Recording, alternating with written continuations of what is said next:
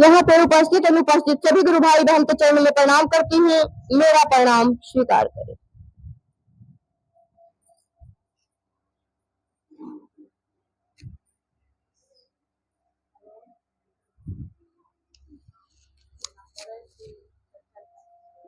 देखिए, हम लोगों के जीवन में ये जो सौभाग्य मिला है महादेव को गुरु बनाने का, ये सौभाग्य एकमात्र हमारे साहब दीदी की दया से मिला है। हम लोग बचपन से यह जानते थे, उस महादेव को भगवान रूप में उनको पूजा करते थे, लेकिन कभी ये नहीं हम आप जान पाए कि वो शिव मेरे आपके अपने गुरु भी हो सकते हैं। लेकिन आज इस कलयुग में हम आपका जीवन सचमुच में धन्य हो गया, और वो भी हम आपके सामने हम लोगों को साहब का दर्शन करने का जो सौभाग्य मिला, साहब के सानिध्य में रहने का, साहब की वाणी सुनने का जो सौभाग्य मिला, इससे बड़ा सौभाग्य और किसी जन्म में हम आपको नहीं मिल सकता है। उन्होंने मेरे आपके जीवन में उस शिव को गुरु रूप में दे दिए। सचमुच में मेरा आपका जीवन धन्य हो गया। अब हम लोगों को जरूरत है कि हम आप किस तरह इस रिश्ते को निभाते हैं।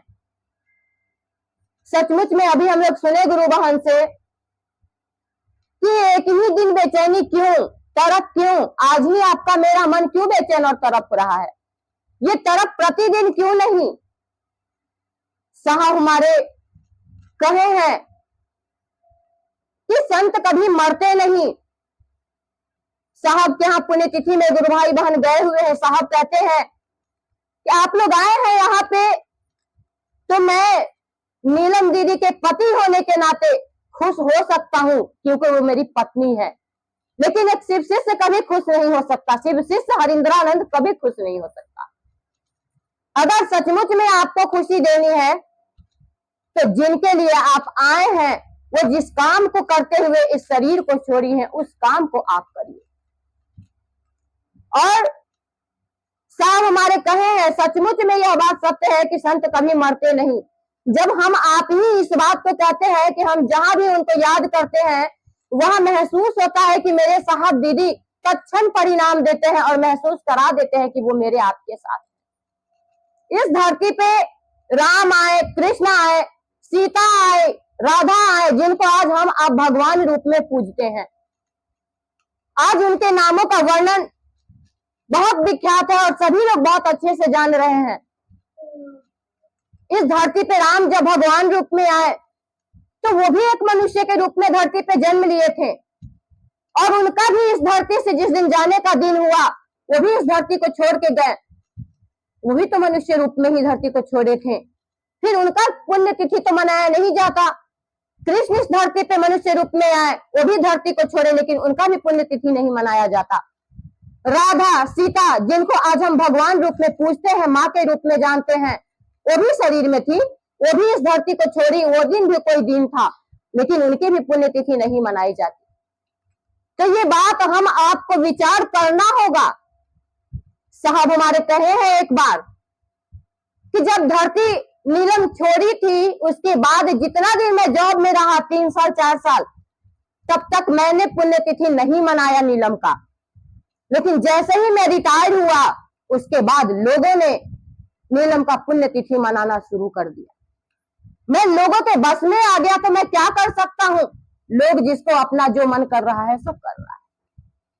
इसलिए आज हम लोगों को इस बात पे विचार करना होगा, क्या मेरा आपका मन यह समझता है कि सचमुच में हमारे साहब दीदी नहीं है? अगर जिनका मन यह समझता है कि वो साक्षात आज हमारे आपके साथ है, और मेरा मन समझता है कि पहले से भी ज्यादा वो हमारे आपके साथ है, हर वक्त हमारे साथ, हर कदम पे वो साथ देते हैं, ये सभी गुरु भाई बहन का मन समझता है। दीदी हमारी जो कही है कि जो हरिंद्रानंद के संकल्प में चलेगा, मैं उसके साथ सचमुच में छाया बन के रहूंगी, और इसके जीवन में आने वाले हर एक कांटे को मैं चुनूंगी। आज तो वो चुन रही है, आज सचमुच में वो परिणाम दे रही है। हम आप शिव को गुरु बनाए हैं, आज सच में मन महसूस करता है, ये मेरा मन महसूस करता है कि महादेव से दया मांगते हैं तो उतना जल्दी परिणाम नहीं आता है जितना जल्दी परिणाम साहब दीदी से दया मांगने पे आता है। तो आज तो हमारे साहब पहले से भी ज्यादा काम कर रहे हैं, आज हमारी दीदी पहले से भी ज्यादा काम कर रहे हैं। और सचमुच में अभी हमारी गुरु बहन बोल के गई कि साहब हमारे कहे कि पटन देवी में माँ का दर्शन करने गई, नीलम का दर्शन कर लो ना। सचमुच में साहब कहे थे कि जिसने नीलम का दर्शन नहीं किया वो भगवती की कल्पना नहीं कर सकते। आज सचमुच में हमारा मन समझता है कि जो साहब से नहीं मिले, साहब का दर्शन नहीं किए, वो महादेव की भी कल्पना नहीं कर सकते। आज सचमुच में हमारे साहब दीदी हम आपके मन को यह महसूस करा रहे हैं कि वो महादेव, वो भगवती कहीं और नहीं, साक्षात हमारे साहब दीदी हैं, जो कि हमारे साहब। और आज हम आप सचमुच में साहब को याद करते हैं, साहब से दया मांगते हैं और सचमुच में यह महसूस होता है कि उनकी दया तो निरंतर बरस रही है। और गुरु कार्य में इतनी दया होती है, इतनी दया होती है कि सच में उतना हम आप सोचे भी नहीं होंगे। हम आप सोचते हैं और वो पूरा करते हैं। लौकिक के लिए शायद थोड़ा टाइम लगता है, लेकिन महादेव के काम के लिए बहुत जल्दी परिणाम आता है। तो हमारा आपका यह जो कीमती समय है, जो कि बहुत समय हमारा आपका बीत चुका है, अब बहुत ही कम समय हम सभी गुरु भाई बहन के पास बचा हुआ है। तो जो बचा हुआ समय है इसे हम आप व्यर्थ न गवाएं, इस समय को सही जगह पे यूज करें। और सचमुच में अगर हम आप कुछ दे सकते हैं, कुछ कर सकते हैं, तो आज के दिन अपने आप में हम लोग संकल्पित हो, आज के दिन अपने आप में सभी गुरु भाई बहन यह कसम खाएं कि सचमुच में हमारी दीदी का यह जो सपना है, उनका यह जो बाग लगाया हुआ है, इस बाग का, यह पूरे जगत का, हमारे साहब का यह जो सपना है कि विश्व के बितान पे महादेव को गुरु रूप में उतार देना है, ये मेरा आपका अपना संकल्प होना चाहिए कि सचमुच में मेरे गुरु शिव विश्व के बितान पे एक एक व्यक्ति के गुरु हो जाए, ये मेरा कसम होना चाहिए। हम ये नहीं कहे कि सभी गुरु भाई बहन मिलकर कसम खाइए, नहीं, ये मेरा, हम आपको सोचना है कि ये मेरा कसम है कि सचमुच में मैं इस कार्य को करूं और महादेव आप इतनी दया कर दीजिए कि इस काम में ये तो होगा, क्योंकि यह महादेव की चाहत है कि जगत का एक एक व्यक्ति उनको अपना गुरु बनाए। हमारे साहब का यह उद्देश्य है, यह संकल्प है, यह सपना है कि जगत का एक एक व्यक्ति शिव को गुरु बनाए। तो ये काम तो होगा। साहब कहे हैं कि भले ही समय लगेगा लेकिन काम तो होगा। जो भी अगर शिव को गुरु नहीं बनाते हैं उनको धरती का आवागमन, धरती पे आना पड़ेगा, बार बार आना पड़ेगा, जब तक कि वो शिव को गुरु नहीं बनाएंगे। लेकिन बनाना तो एक एक व्यक्ति को होगा। तो क्यों ना हम आप समय रहते आज इस बात को समझ ले, इस बात को अपने आप में महसूस करें, इस बात को अपने अंदर अटल करें, संकल्पित करें, अपने आप में हम आप कसम ले कि सच में ये मेरा संकल्प है कि जगत का एक एक व्यक्ति शिव को गुरु बना ले, एक एक व्यक्ति शिव शिष्य हो जाए। और सच में हम आप इस मसाल को लेके, साहब के उद्देश्य का यह मसाल लेके पूरे जगत में, पूरे विश्व में हम आप लहरा दे। ऐसा हम आपके अंदर आग होना चाहिए, ऐसा हम आपके अंदर चाहत होना चाहिए। सिर्फ चर्चा स्थल पे बोलने से कुछ नहीं होगा, अब इस काम को करना होगा। क्योंकि हम आप जिसको अपना कहते हैं, जिसको अपना समझते हैं, चाहे वो बेटा बेटी हो, माँ बाप हो, भाई बहन हो, कोई भी हो, जो मेरा आपका अपना है, उसके लिए अगर हम आपको दर्द होता है तो कोई भी कर्म करने के लिए हम आप तैयार हो जाते हैं, क्योंकि वो मेरा है। तो महादेव भी अगर मेरे गुरु है तो हमें ये नहीं सोचना है कि सब करेगा तब हम करेंगे, वो मेरे गुरु है तो मुझे इस काम को करना होगा। तो सारे गुरु भाई बहन अपने आप में विचार कीजिए कि क्या सचमुच में हम आप महादेव को अपना समझते हैं या इस रिश्ते को हम आप मजाक में लेके चल रहे हैं। अगर सचमुच में महादेव के लिए दर्द है, अपने साहब दीदी के लिए दर्द है, तो इस दर्द का परिणाम दिखना चाहिए, कहने से नहीं होगा, यह परिणाम दिखना चाहिए। और सचमुच में अगर तड़प और बेचैनी होती है तो रिजल्ट सच में दिखता है। कहा गया है कि प्यार को कितना भी हम आप छुपा ले, वो छुपता नहीं है, वो एक ना एक दिन दुनिया को दिख ही जाता है। और हम आप चले हैं आज महादेव से प्यार करने, उस परमात्मा शिव से प्यार करने। सचमुच में कितना बड़ा सौभाग्य साहब हम आपको दे दिए हैं। इस सौभाग्य के लिए हम लोग जन्मों जन्म ऋणी रहेंगे, फिर भी अपने साहब दीदी का यह ऋण नहीं चुका पाएंगे। इसलिए आइए हम सभी गुरु भाई बहन मिलके यह कसम खाएं, यह संकल्प ले कि सचमुच में जगत का एक एक व्यक्ति शिव शिष्य हो जाए। इसके लिए मुझे चाहे जो करना पड़े, क्योंकि साहब भी हमारे एक चर्चा में कहे हुए हैं कि एक एक व्यक्ति को शिव का शिष्य बनना पड़ेगा। इसके लिए चाहे जो होना होगा होगा, लेकिन शिव शिष्य तो एक एक व्यक्ति को बनना पड़ेगा। तो हम लोग इस वक्त को ना गवाए।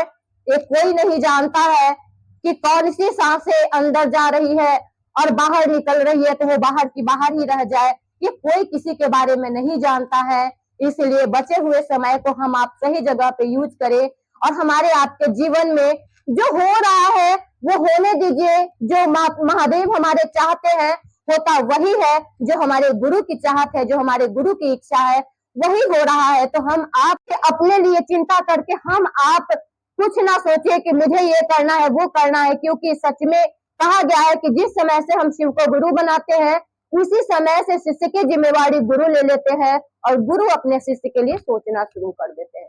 इसलिए हम लोग को अगर कुछ सोचना है तो अपने गुरु के लिए सोचिए, अपने साहब दीदी के लिए सोचिए। और चलिए हम सभी मिलकर अपने साहब के साथ, साहब हमारे कहे ना आओ चले शिव की ओर, तो आइए हम सभी मिलकर अपने साहब के साथ आगे बढ़े। जिसको जैसे रास्ता मिलता है, जैसे सुविधा होता है, उसी सुविधा के अनुसार अपने गुरु का कार्य करें। और सचमुच में हमारा आपका सपना हो कि विश्व का एक एक व्यक्ति शिव शिष्य हो जाए। और यही सब वाणी के साथ मैं आप सबों के चरणों में प्रणाम करती हूँ। मेरा प्रणाम स्वीकार करे। साहब भैया ने हम लोग को 3 सूत्र दिए, बहुत बड़ा बहुमूल्य चीज मिल गया हम लोग को, बहुत आसानी से। हम लोग को कहा गया ना कि धरती से उठा के हम लोग को आसमान फलक पर बैठा देते हैं, वही हम लोग को साहब दिए। जो माँ बाप भी जन्म देता है बच्चा के लिए जितना नहीं सोचता है, जितने मेरे साहब ने हम लोग के लिए सोचा और हम लोग को अध्यात्म के जीवन में जोड़ दिया।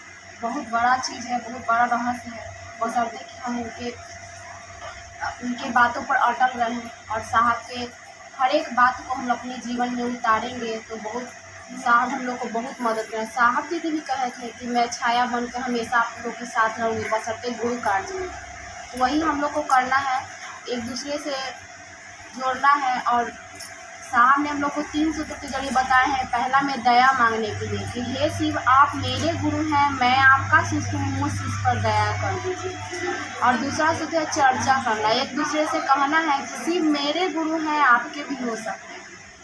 और तीसरा सूत्र है नमः शिवाय से प्रणाम करना। साहब ने तो बहुत सारी चीज़ों हम लोग को कहानियाँ सुनाए, जिससे हम लोग को बहुत सारा चीज़ का समझ दिए।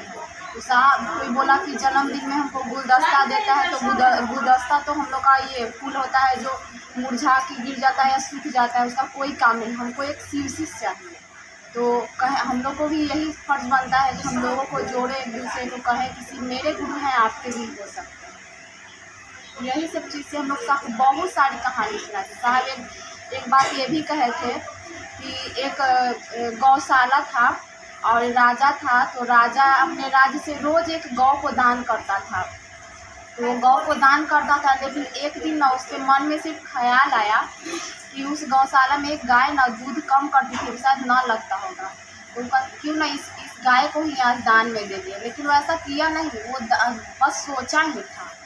तो वो उसके सारे कर्मों में सिर्फ पुण्य ही पुण्य थे। वो सोच के कारण एक पाप आ गया था। तो जब वो शरीर छोड़ा तो उसको से पूछा गया कि पहले तुम पाप भोगना चाहते हो कि पुण्य? तो वो बोला कि अरे एक तो पापे है, बाकी सब तो पुण्य है, तो पहले पापे भोग लेते हैं। तो वो कहा कि पहले पाप। उसको गिरगिट्टी में जन्म हो गया। गिरगिट्टी में जन्म से ही वो ना एक ये कीड़ा खाने लगा और फिर ऐसे करते करते वो गिरगिट्टी का भी जीवन अपना खत्म हो गया। तो फिर बोला कि अब हमको ये पाप हमको भोग लिए, पुण्य हमको चाहिए। तो बोले कि नहीं, तुमको अब पाप और पुण्य तो बराबर हो गया था। कि कैसे? तो कि तूने तो जब से जन्म लिया, जब से कीड़ा खाने लगा, तो तुम्हारा तो पाप पुण्य बढ़ते। देखिए हम लोग को बहुत सारा समझ देखिए, हम लोग को सोच में परिणाम है, हम लोग जैसा सोचिएगा वैसा पाइएगा। तो राजा का सिर्फ एक सोच की वजह से उसको पुण्य पाप बराबर हो गया। तो हम लोग को साहब को कोई चीज़ का शर्त वर्जना नहीं किए, हम लोग को 3 सूत्र दिए हैं कि दया मांगिए, चर्चा कीजिए, नमन कीजिए। तो दया भी हम लोग अपने लिए मांगते हैं और नमन भी अपने लिए करते हैं। चर्चा ही तो गुरु का कार्य है, वही हम लोग को करना है। अब इतना धूप है, इतना गर्मी है, हम लोग सारा काम घर में कर लेते हैं लेकिन गुरु के लिए नहीं कर सकते हैं। तो वही हम लोग को गुरु के लिए भी करना है कि मतलब शिव चाहिए तो देना है। और साहब ये भी कह दिए कि हम संत कभी मरता नहीं। तो हम लोग को ये सब चीज़ से मतलब कि बहुत सारा समझ दिए हैं कि ये सब चीज़ करना बेकार है। हम लोग को शिव से जोड़ना है और समझाना है। जो व्यक्ति का मन न समझे, मन को एकत्रित करना है और दया भी मांगना है साहब गिरी से कि दया कर दीजिए कि मैं आपके सारे बातों पर हम अमल रहे, आपके अटल रहे, खड़ा रहे। और यही सब याचना कर रहे हैं।